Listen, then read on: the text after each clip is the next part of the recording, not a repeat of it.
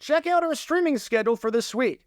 We've got tons of content in terms of the NFL and college football, as we're going live just about every single day this week. So make sure you hit that notification bell so you don't miss a single moment where we go live. And now, on with our feature presentation. I want to give you a hypothetical scenario here. And again, this is a purely hypothetical scenario.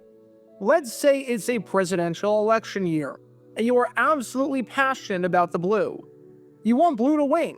You want to be able to see the blue team be the most popular team out there, and you believe that blue does the best job in terms of serving the people. You are an absolutely huge blue fan, and you've been blue your entire life. Or maybe you switched to blue after they did some things that you really liked. However, much to your dismay and much to your surprise, the other side wins. You genuinely did not see it coming. You thought for sure that you had it in the bag, because how could someone not vote for the blue team to win the election? It just doesn't seem to make a ton of sense. So, you decide to voice your frustration and your anger by not only criticizing those that did not vote blue, or didn't even vote at all and didn't care either way who won, but by finding the main men responsible for allowing blue to lose and sending death threats and destroying their property. Being upset is one thing, because you never like it when your side loses, but the death threats and the destruction of property to say that the election was rigged and that it didn't count, that's not just a step too far, that's a billion steps too far, just because someone had a difference of opinion from you, and more people won out in the end. Having said that, if you like hearing different opinions about the National Football League, and like hearing stories about the weird and the wacky history of the NFL, like the story we're talking about in today's video, then this is the place for you, because we talk about all things NFL history with a new video every single day and a live stream every single day. So if you like that sort of stuff, be sure to hit that like button down below, subscribe, and turn on the notification bell so you don't miss a single video that we post on the channel. Thanks in advance for your support as we try and hit 70,000 subscribers. Now, I'm not sure where your mind went with that hypothetical scenario, but as you could tell from those highlights, I was talking about the Dallas Cowboys in 1992. The Cowboys are the blue team, and many people have been Cowboys fans for a while, or became fans around that time period because they were winning a ton. You really want to watch your Cowboys play, and you believe that showing the Cowboys on TV, the blue team, is in the best interest not just of yourself, but of the football populace. However, when something bizarre happens, and you can't watch your team play because a vote did not go your way, you decide to send death threats and destroy people's property, and you decide to question the integrity of how it came to be. And in 1992, that's exactly what happened with some, shall we say, very angry Cowboy fans who went 1,000 steps too far when they did not get the result that they desired. Because this is the story behind the bizarre broadcasting controversy between NBC and the Dallas Cowboys. Before I talk about the actual incident in question, we need some context to understand not just how NFL rules work back then, but the games themselves. For the Cowboys, it's October 18th, 1992. It's week 7 of the NFL season, and they've got an interconference game down at Texas Stadium against the Kansas City Chiefs.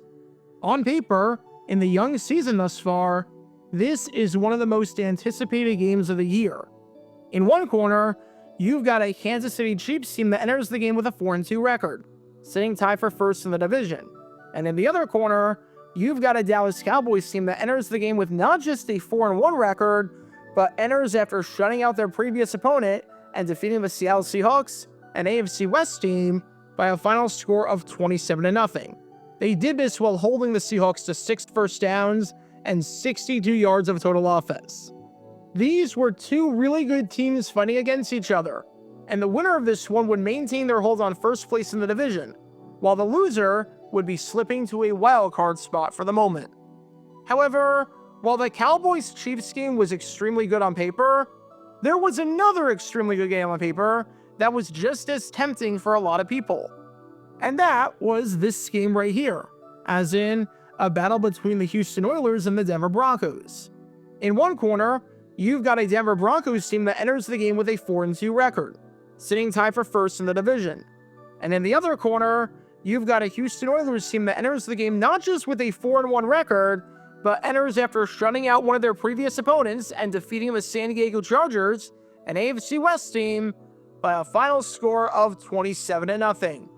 Gee, that sounds awfully familiar, doesn't it? The situations are basically identical.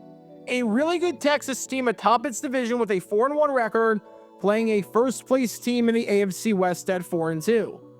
If you lived in Texas, oh man, this was going to be a fun day of football. You get to watch this team right here, the Cowboys, play at 1 o'clock. And you get to watch the Oilers play at 4 o'clock. And you get to watch two games that, on paper, look really good and really attractive. That's the game plan, right? Well, not quite. Because there were two problems with this game plan, even though the Cowboys and the Oilers were on at different times.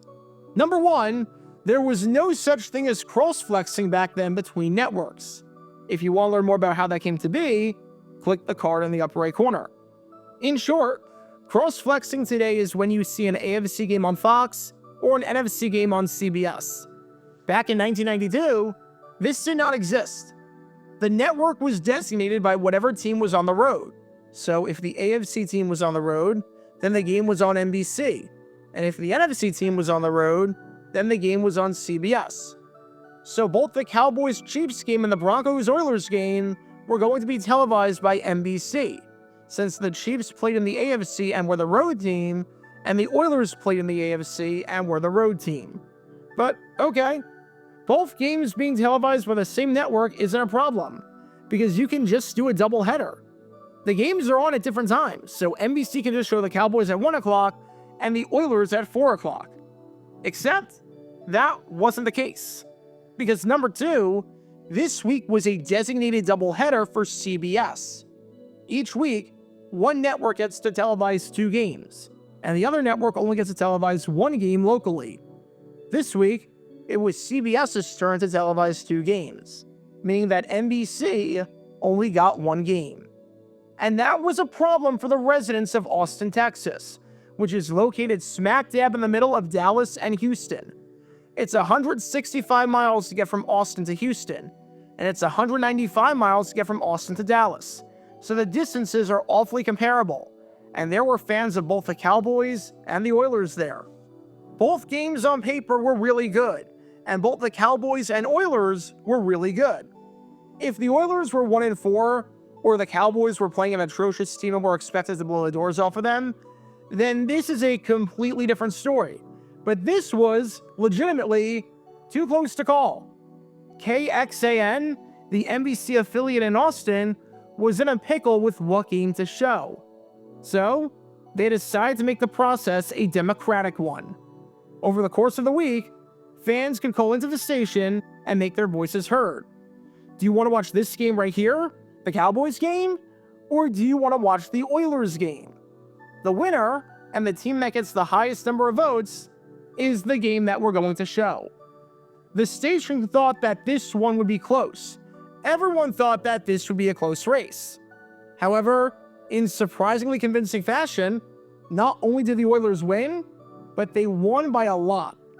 The Houston Oilers amassed 38,628 more votes than the Dallas Cowboys, making the decision pretty clear in terms of what game was going to be aired.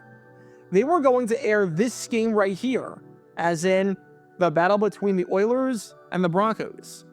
Keep in mind that the station ran a poll like this when a conflict arose in 1990, and they had to choose between a Cowboys-Chargers game and an Oilers-Falcons game. The Oilers won that one, but that made a ton of sense. Seeing as the Cowboys were coming off of a 1-15 season, no one had any expectations for the Chargers. The Oilers were coming off of a playoff appearance, and it was the Oilers going up against former head coach Jerry Glanville in his first game with the Falcons. That was clearly, on paper, the better game. But this one? This caught the station off by surprise. Said Michael Coleman, the sports director for the channel, "I wasn't surprised the Oilers won as much as I was by the margin. There was nothing scientific about it. People could call as much as they wanted, but the numbers surprised us. We couldn't believe all the calls." And with that, this Oilers-Broncos game was airing, and there wasn't any controversy whatsoever with the results, because democracy won out in the end. So much for that. So much for freaking that. Because to say that Cowboy fans were furious about the results would be putting it lightly. First, they claim that the election was stolen and was hacked with. Computer hackers were able to successfully rig the results in favor of the Oilers. These claims were denied by station manager Jane Wallace, who said on these criticisms that it would be almost impossible for someone, especially in 1992, to hack into the computer and change the votes. Keep in mind that people could vote as many times as they wanted to. So if you're wondering how 150,000 people voted in this poll, that's probably why. A lot of repeat voters. Said Wallace, I wouldn't be surprised if people set up their computers to make repeated calls. I wouldn't be surprised if both sides did that. Then, they claimed that the results weren't even true, and that KXAN wanted to give the illusion of democracy and choice, but were always going to show the Oilers and wanted to rig the results. As one fan by the name of Andy Decker said, I not only question the poll results, I also question the validity of the poll itself, since the phone number voters were given to use in voicing their preference is a single line that is also used for a myriad of information lines from the weather report, soap opera updates, horoscopes, etc., and is not even connected to the TV station. Now, I'm not a world-class mathematician, but even I can figure that a combined total of 152,000 calls in the time limit given would have overwhelmed the circuits. And take it from me, the circuits were not only not overwhelmed, but they weren't even busy. I placed 100 calls to the number, and the line was clear for each call. One person even said that the poll was rigged by sports bars, because they know the Cowboys have more fans, and they want them in their bars. That's why they vote for the Oilers. Keep in mind that sports bars had ways of rigging signals to show games, but Sunday Ticket did not exist back in 1994. So there was no way to watch the Cowboys at home unless you really knew how to manipulate an antenna. Even if the bar didn't know how to rig signals, you could just drive outside of Austin a few minutes up the road and get the Cowboys game that way. But then, it got insane. Because when KXAN stuck to their guns and showed the Oilers game you've been watching instead of the Cowboys game, the fans didn't just resort to letters and conspiracy theories about whether the election was rigged.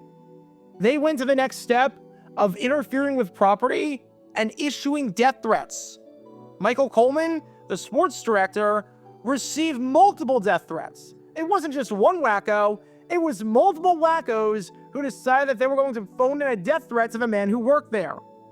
Coleman even had someone put a derogatory sign on his front lawn, and he had someone egg his house, which may remind you, Coleman had absolutely nothing to do with this whatsoever. Said Coleman, a radio station in Dallas interviewed me on this subject last Saturday. He did not understand the seriousness of the situation and how stormy it got. Blaming Michael Coleman for this is like blaming Scott Van Pelt when ESPN doesn't show your game on Monday Night Football. He had nothing to do with that whatsoever. That was a completely different party. And yeah, when literal death threats are being issued because this game right here in Cowboys-Chiefs was not being shown, it's awfully serious. When even the receptionists were getting lashed out at over the phone and were getting death threats, that's how you know this situation got ugly. All over the Cowboys losing the popular vote, and fans having to watch the game at a bar instead of their home if they wanted to watch their team play. Said Jeff Klotzman, the news director of KXAN, my greatest regret is that sports director Michael Coleman and sports reporter Vic Lombardi took the brunt of the blame. It was not their decision to have a survey, but people want to kill the messenger. In my 18 years in the business, I've never seen anything like this. I fielded some threatening calls myself. Where does the sanity stop and the craziness begin? The whole thing mushroomed into a lot of nonsense. In a lot of ways, it feels like when Howard Cosell got some death threats for not showing the Dolphins highlights in 1972 on their Monday Night Football halftime package, even though Cosell had nothing to do with that decision and was just the guy narrating over the highlight package. You can learn more about that by clicking the card in the upper right corner. However, I think it's safe to say that there was nothing rational about this whatsoever. There are ways to handle losing an election and having your vote be for the losing team. And this was quite possibly the worst way to handle it. And the odd part about the situation involving these two games behind me right here, Chiefs Cowboys and Broncos Oilers, is that no matter what game KXAN decide to show, they got a really good game. They did not show the Chiefs Cowboys game, but that was pretty solid. The Cowboys won that one 17-10 after recording an interception with 3 minutes left just outside the end zone as the Chiefs were driving. Meanwhile, for the Broncos Oilers game, the Broncos won that one by a final score of 27-21. The Oilers led it 21-20 after a late touchdown with 2 minutes left. But then, John Elway did John Elway things, and 5 plays later and 1 minute later, he got the Broncos into the end zone to give them the win. It's weird because both sets of fans were unhappy after Sunday's results. Cowboy fans were unhappy because they couldn't watch their team play on KXAN. And Oiler fans were unhappy because even though they got to watch their team play, their team ended up losing. So no one really won in the end.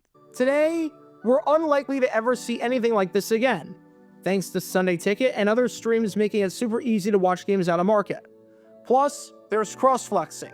And also plus, come on, if the Cowboys and Texans are both good at the same time, we know which way the station is going to lean. We all know it. But in 1992, the decision by KXAN to air the Oilers over this Cowboys game because of a vote was literally a matter of life or death. Seriously, because of the death threats, it really was life or death. The Cowboys may have won on the field, and they have gotten the last laugh by winning the Super Bowl and being the only team in Texas for a brief period of time after the Oilers left Houston. But they lost on this day at the ballot box, or I guess the phone lines. Although I must say, there is some irony in America's team losing through the most democratic method possible and a staple of this nation's democracy in voting. Be sure to like and subscribe if you have not done so already, as it helps the channel out a lot. And check out my other channels, JG8 for the history of college football, JG7 for the history of baseball, and JG9 News, where we talk about all things happening in the NFL. Join me every Wednesday night at 8 p.m. Eastern, where we'll play live NFL trivia for cash prizes. And make sure to join me live, as we're on stream just about every single day. And thanks to all our Patreon members and our YouTube members for helping out the channel. See how you become a member and show your support financially in the description down below.